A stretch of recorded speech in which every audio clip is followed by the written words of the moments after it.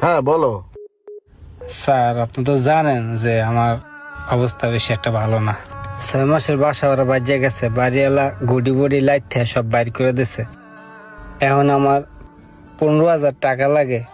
এখন যদি উপকারটা করতেন। 15,000 টাকা না? জি স্যার, জি।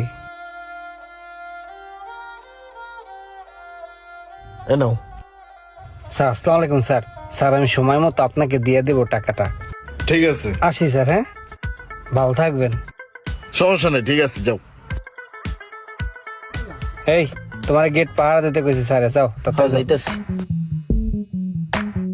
টাকা যেহেতু পাইলাম তাহলে এখন শোষা বিচার করবো কি, আসবো বাইরে যেয়ে বাইরে যেয়ে বউর একটু সময় দিই।